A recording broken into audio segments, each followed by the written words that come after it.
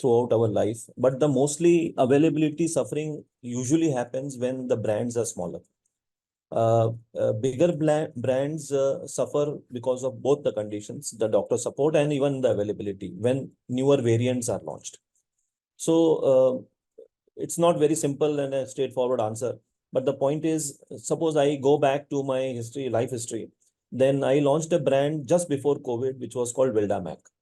And then just after COVID, in the same team, we launched Sita OD and Damita when I was working in McLeod's. Now, what happened is before 5 months of COVID, we made it available at the key stores. But then the shutdown happened. And what happened was only the key stores were open. So probably the availability did not suffer as much, but it did suffer a lot because at the proximity of the customer, the availability was a problem. Similarly, when the COVID went over and this normalcy set in, newer variants took a toll. Basically, if I look at Wildamac, there are so many variants that had come. Wildamac M, MSR, then Trio, then OD, and so many variants. Now, what happens is, because the other variants do not get prescribed much, it suffers on the availability part. And when newer varieties don't get prescribed and suffering because of availability, even the parent brand suffers in terms of getting the newness that it deserves through the launch of its extensions. So it's a vicious cycle. And hence, the availability drive for Wildamac range started. And then it probably benefited. And I think it was with you only when we did Sita OD and Damita as brands from our McLeod team that went to more than 4 lakh, 5 lakh chemists at a time. And there was a lot of awareness and understanding that there are so many variants available for the same brand. So probably along with the older brand, the newer SKUs also started making available. And today, if you look back, if this availability drive would not have been triggered for continuous 3 months that we did, probably this brand would not have touched the fourth largest brand being prescribed after the MNC's brands. So we are ranked number one in terms of Indian brand that has been launched.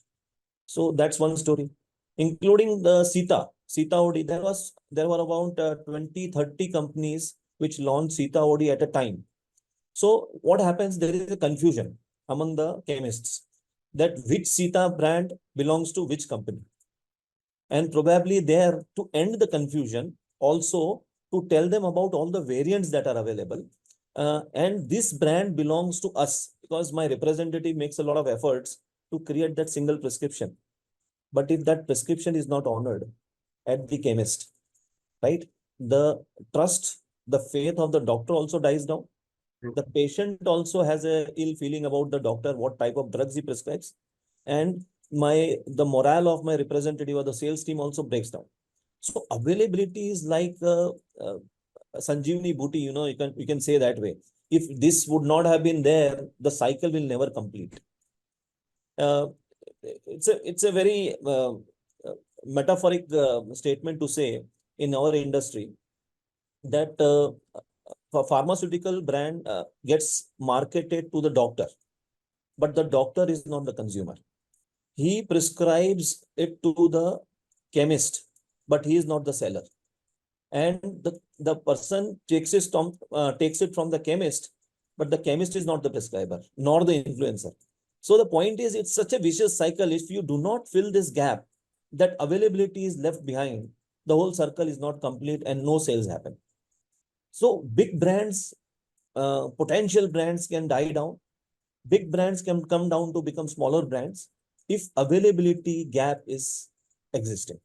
So probably Sita OD range that we did, where we made available about different medias that we marketed, had made us this brand also among the top 10 brands of India. Wonderful. I think what you have touched upon, Priyadarsh and Suni sir, is the role of a embark, the role of a chemist, and you have given relevant examples to us pre-COVID, post-COVID, and this is something which is very interesting for us to look upon. And congratulations for the brand launch and making it the